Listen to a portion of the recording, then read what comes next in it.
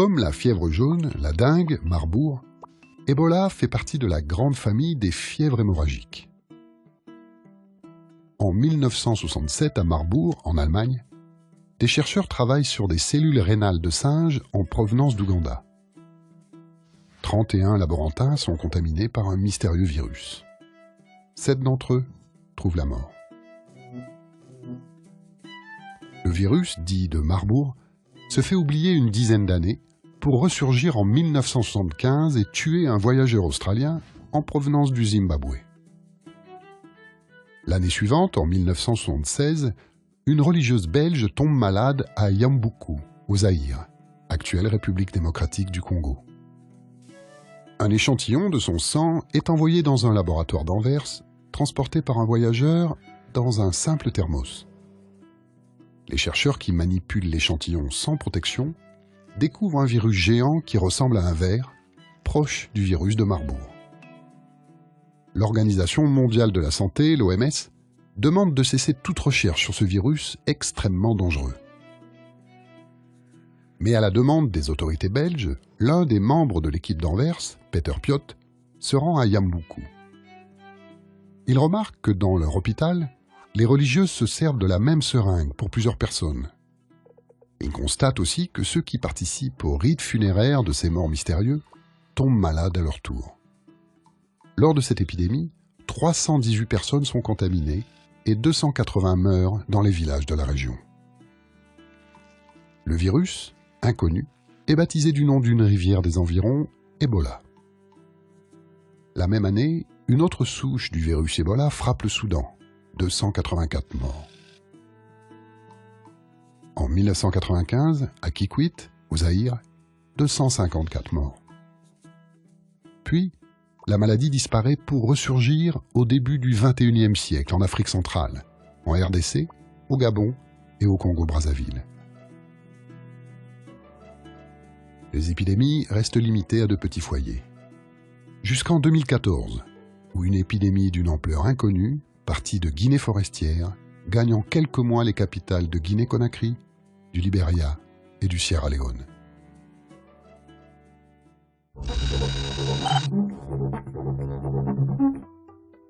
En 1976, le virus Ebola apparaît pour la première fois au Zaïre, devenu depuis la République démocratique du Congo. Le Zaïre d'autrefois donnera son nom à l'une des souches les plus virulentes du virus. La souche Zaïre tue entre 30 et 90% des malades. Depuis presque 40 ans, 25 épidémies de fièvre Ebola ont touché l'Afrique. Aujourd'hui, on estime que le virus circule en permanence dans la forêt équatoriale. Presque chaque année, des cas de fièvre hémorragique se déclarent dans des villages isolés dans le centre de l'Afrique, comme au Congo, en Ouganda, au Soudan et au Gabon. En mars 2014, Ebola apparaît dans la zone forestière de Guinée. L'épidémie se propage très rapidement en Sierra Leone, en Guinée et au Libéria. En mars 2015, Ebola tue plus de 10 000 personnes sur près de 25 000 malades. Cette dernière épidémie est bien plus meurtrière que toutes les autres épidémies réunies. En juillet 2014, une nouvelle épidémie d'Ebola se déclare dans la forêt équatoriale au nord de la République démocratique du Congo. Sans rapport avec celle qui sévit en Afrique de l'Ouest, elle est endiguée en moins de 2 mois. Depuis le début de l'épidémie, une poignée de malades rapatriés d'Afrique de l'Ouest sont soignés hors du continent africain. Sur 6 malades soignés sur le sol américain, 5 en réchappent. En Espagne, 2 missionnaires rapatriés meurent et contaminent leur aide-soignante, qui survit. En Allemagne, on guérit 2 malades, en Norvège, 1, et en France, 2. Dans la majorité des cas, les médecins ont pu guérir ces rapatriés grâce à des traitements expérimentaux. Les 3 pays les plus touchés par Ebola font partie des 14 nations les plus pauvres de la planète. La Guinée a 1 médecin pour 10 000 habitants.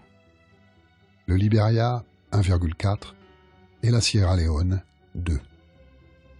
Dans ces 3 pays, 1 personne infectée sur 10 fait partie du personnel soignant. L'épidémie a logiquement mis à mal les systèmes de santé.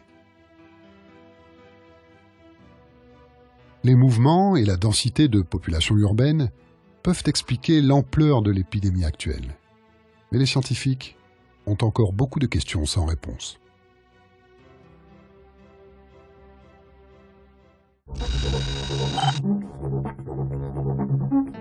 Machupo, Lassa, Junin, Crimée-Congo, Ebola, Marbourg, autant de noms de fièvre hémorragique que de virus.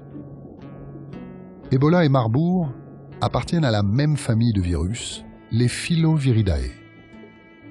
Des filaments allongés aux formes parfois étranges. On les dit de classe 4. Classe 4 qui regroupe les micro-organismes les plus mortels au monde que l'on manipule sous haute protection. Micro-organismes contre lesquels il n'existe encore ni vaccin ni traitement. Comme pour d'autres virus, certains animaux sont porteurs d'Ebola. Les preuves ne sont pas définitives, mais il semble que le virus se réplique très lentement dans certains organes de chauves-souris. On pense que les chauves-souris contaminent d'abord des singes, chimpanzés et gorilles, qui, chassés pour leur viande, contaminent les hommes à leur tour. Une transmission directe de la chauve-souris à l'homme est également possible au moment du dépeçage. Mais pour l'épidémie actuelle, aucune preuve scientifique n'a encore confirmé que ces viandes de brousse soient à l'origine de la contamination. Le virus présent dans le sang ou les sécrétions corporelles de la personne infectée se propage par contact direct. Pour être contaminé, il suffit que les liquides infectés pénètrent la barrière de la peau par les muqueuses ou une plaie ouverte. Une fois dans le sang, le virus attaque nos cellules immunitaires. Il bloque la libération d'interférons, une protéine qui aide à lutter contre l'envahisseur. Le virus se sert des cellules immunitaires désactivées comme moyen de transport pour contaminer des organes comme le foie, le thymus et la rate. En parallèle, les cellules immunitaires infestées libèrent des protéines qui créent des petits caillots de sang. Caillots qui bloquent le flux sanguin vers les organes vitaux. Privé d'oxygène, l'organe vital se nécrose et des hémorragies internes ou externes se déclenchent. Quelques jours après l'infection, le malade présente ses premiers symptômes. Douleurs musculaires, migraines, mal de gorge. Puis viennent vomissements, diarrhée, éruptions cutanées, et pour certains des hémorragies internes et externes, des gencives qui saignent ou des selles sanglantes. Dans 25 à 90% des cas, l'effondrement de la pression sanguine et la défaillance de nombreux organes entraîneront la mort.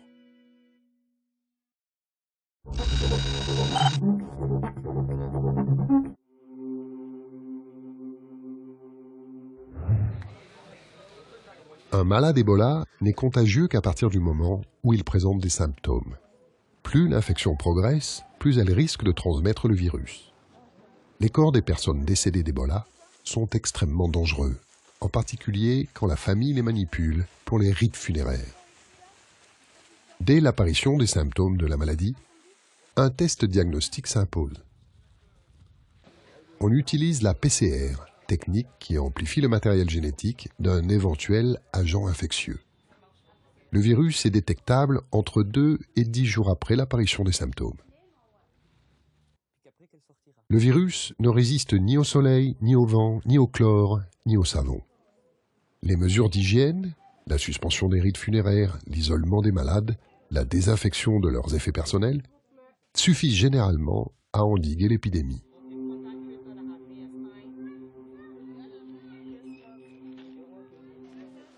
Les soignants sont en première ligne.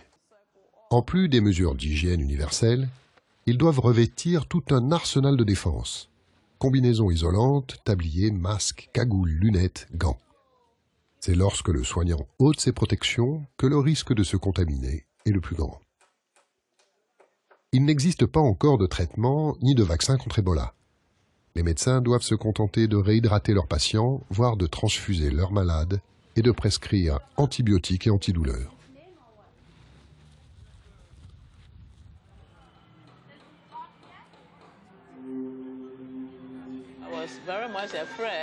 J'avais très peur parce que mes 2 fils sont morts dans le centre de soins.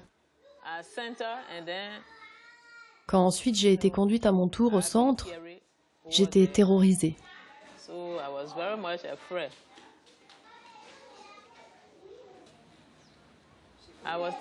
J'étais enseignante.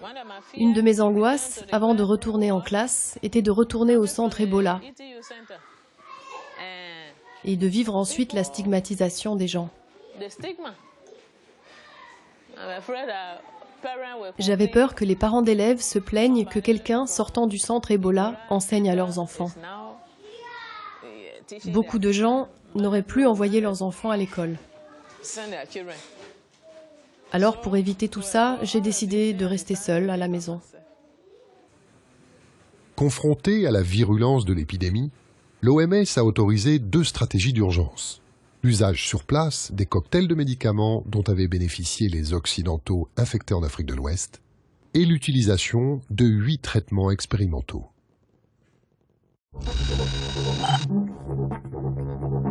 La particularité d'Ebola, la première, c'est que c'est la première fois qu'on doit aller aussi vite. En termes de développement de vaccins, quelque chose qui prend plusieurs années, on nous demande de faire ça presque en quelques mois.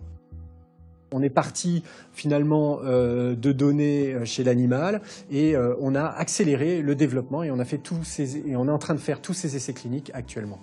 L'autre particularité, c'est qu'on a démarré avec 3 prétendants vaccins potentiels qui existaient, proposés par 3 compagnies pharmaceutiques différentes. Et en fait, ces développements se font actuellement en partenariat entre les industries pharmaceutiques et des académiques, comme nous par exemple à l'INSERM. Un certain nombre de vaccins, en particulier celui que nous développons nous-mêmes en partenariat avec un industriel à l'INSERM, c'est un vaccin dans lequel on peut retrouver d'autres éléments que le virus Ebola, d'autres virus de fièvre hémorragique, notamment Marburg par exemple. Et donc ce que l'on peut espérer, c'est que le développement de ces vaccins-là puisse à la fois prévenir Ebola, mais aussi d'autres virus.